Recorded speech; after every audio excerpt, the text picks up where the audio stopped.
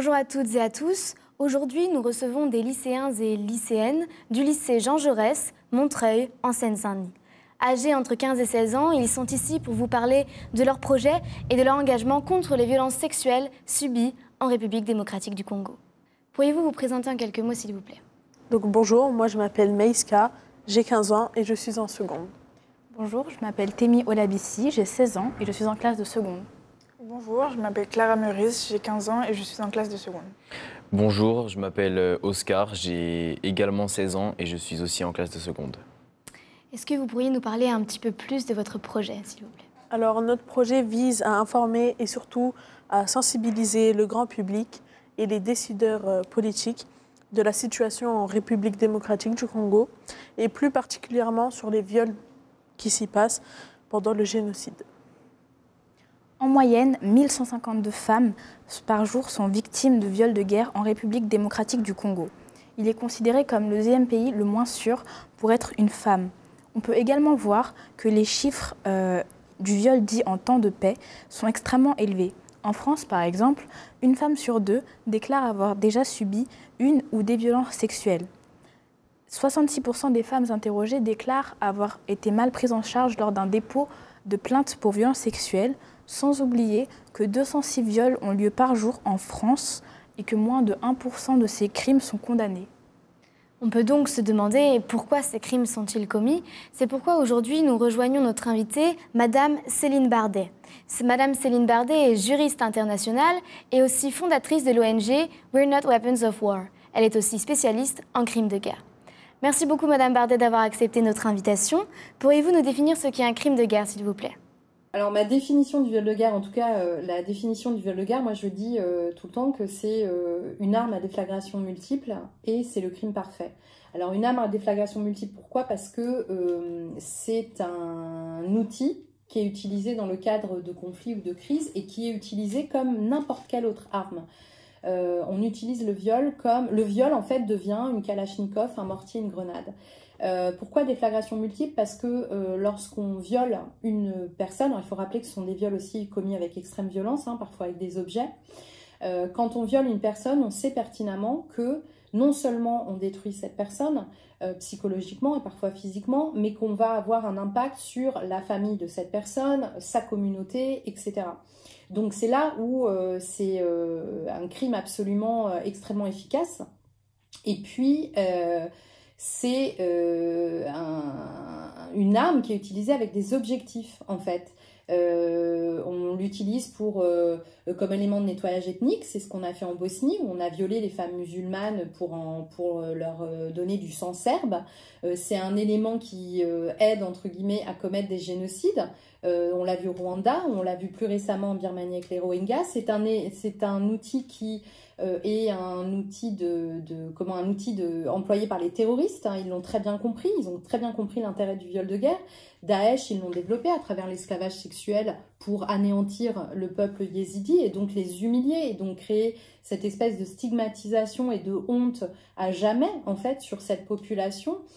Boko Haram aussi le fait. Voilà, c'est une arme qui a à chaque fois des objectifs. En République démocratique du Congo, ce sont des objectifs souvent économiques pour faire déplacer les populations, détruire la femme qui a un rôle extrêmement important dans la société congolaise. À chaque fois, il y a une mécanique, il y a un objectif et c'est pour ça que c'est une arme. Quelles sont les différences entre finalement le viol en temps de paix et le viol en temps de guerre? La différence entre le viol en temps de conflit, en fait, les violences sexuelles dans les conflits et les violences sexuelles en temps de paix, déjà j'ai envie de dire c'est le contexte. C'est-à-dire que les violences sexuelles, on parle de violences sexuelles dans les conflits à partir du moment où on est dans un contexte de crise. Alors on parle de conflit, c'est-à-dire une guerre, mais ça peut être aussi des crises, par exemple des crises électorales qui tournent à de la violence. Je parle souvent aussi des routes de la migration, ce sont aussi des espaces de contexte qui amènent des violences sexuelles systématiques. Et la différence, c'est celle-ci, c'est que simplement le viol devient un outil dans la guerre. Il n'est souvent pas isolé, il est systématique, il a ses objectifs très précis. Et il faut faire attention à différencier. Il y a le viol comme arme de guerre qui est justement cette mécanique qui a un objectif très précis, comme je le disais tout à l'heure, donc de nettoyage ethnique, de terreur avec les mouvements terroristes, etc. Donc qui est pensé, qui parfois est développé. Hein. Les mouvements terroristes, Daesh, ils ont créé des guides et des manuels comment violer. Et les violences sexuelles dans les conflits qui peuvent être des violences sexuelles qui arrivent de manière plus ou moins isolée, mais du fait de l'insécurité justement qui fait qu'on n'a plus de barrière sociétale. Donc l'un et l'autre, dans le cadre d'un conflit, ils peuvent être qualifiés de crimes de guerre, de crimes contre l'humanité ou de génocide. Qui peut-on considérer comme fautif ? Alors, qui sont les fautifs en RDC ? C'est une question qui est un petit peu compliquée et je pense qu'il n'y a pas de fautifs en fait. Et c'est toute la question, je crois, déjà du développement et des programmes parce qu'en fait, il y a beaucoup d'argent, beaucoup de programmes et puis ce qu'on voit, c'est qu'il n'y a pas grand-chose qui change. Et la première le premier des obstacles en République démocratique du Congo, c'est la gouvernance. C'est-à-dire que c'est un pays qui en réalité n'a pas de gouvernance. Ça s'améliore un tout petit peu depuis quelques années, mais on est encore très très loin de ça. Il n'y a pas d'institution judiciaire à peu près viable, il y a beaucoup de corruption. Et puis, il y a un conflit qui a eu lieu, qui a commencé en 1996 et qui n'a jamais été ou très peu jugé. Il n'y a pas eu de processus de justice transitionnelle. Donc, il y a un vrai travail à faire de documentation, enfin, qui est en partie fait, mais de reconnaissance de ces crimes et de voir sur quelle base cette société peut reprendre. C'est un pays qui a énormément de richesses, comme vous le savez. Donc, évidemment, l'exploitation de ces richesses, elle est faite souvent par des entreprises internationales, occidentales.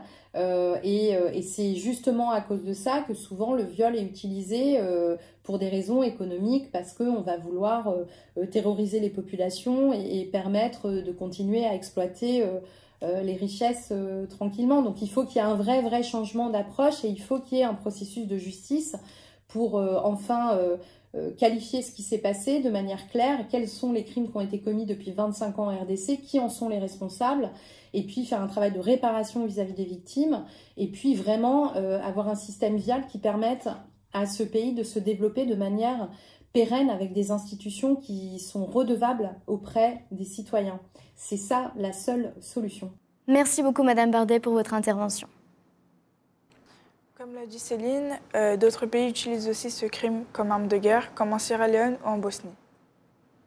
Actuellement, il se passe un génocide qui dure depuis plus de 20 ans maintenant, afin d'exploiter pleinement les ressources minières du pays, notamment le coltan. Une ressource indispensable à la fabrication des smartphones pour conserver les données. Avec l'expansion des technologies, les compagnies comme Apple, Sony et Samsung convoitent beaucoup les ressources situées au nord du Kivu. Donc, nous sommes tous concernés de près ou de loin par la situation congolaise. Pour cela, les milices congolaises reçoivent des ordres de leurs supérieurs et font fuir les populations résidentes de ces terres. Et pour cela, ils utilisent le viol de guerre. L'État est-il au courant de ces crimes commis par la milice ? Oui, hélas, les peines ne sont pas lourdes et l'État est corrompu. De plus, ces crimes laissent derrière eux des femmes et familles détruites et traumatisées. Le docteur Denis Mukwege répare les femmes de l'intérieur et de l'extérieur. Il les sauve et les aide à se rétablir des violences qu'elles ont subies.